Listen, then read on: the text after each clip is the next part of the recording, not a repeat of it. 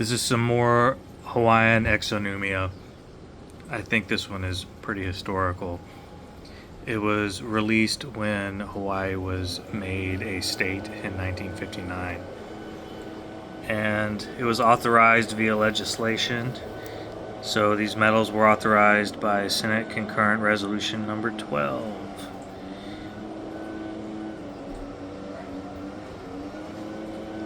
October 1959. So these are bronze, and I managed to find a genuine copy.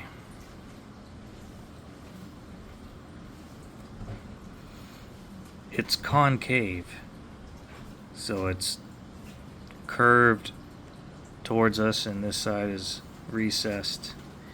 And then we have the year 1959, State of Hawaii. And then our state motto, Ua Mau Ke Okaaina Hikapono. The life of the land is perpetuated in righteousness, which is a pretty cool state motto. And you can see the curvature. So as you can see, they were struck by Medallic Art Company. And here we have a well-worn box with the Medallic Art Company, New York insignia. So I poked around in local coin shops to find one of these.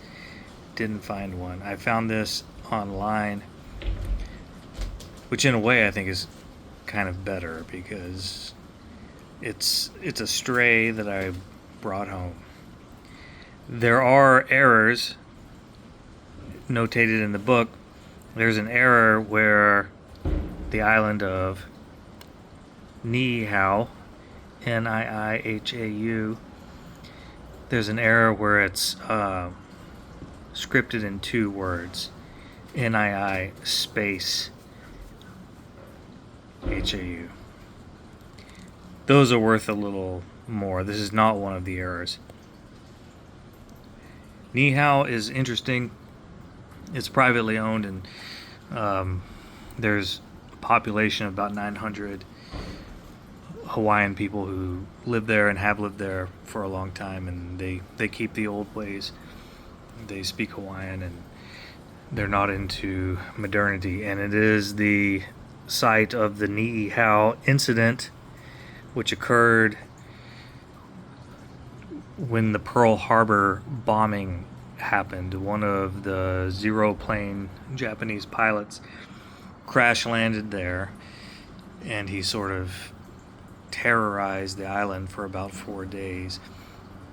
There were 2 residents of the island who were of partial Japanese descent and spoke Japanese, and he talked them over to his side. The rest of the island had no idea what was going on.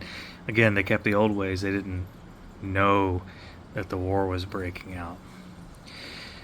They initially treated him as a guest, but they were precautious enough to frisk him and take his weapons. But as he grew more dangerous, and as the Hawaiian component of the population learned about the war through a radio that they had, they realized they had to take him into custody. And when they did so, it was a kerfluffle, and a married couple, Ben Kanahele and his wife Ella Kanahele,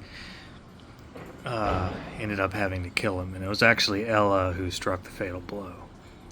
Ben Kanahele was given military honors by the United States, and his wife Ella, who actually struck the fatal blow, got nothing.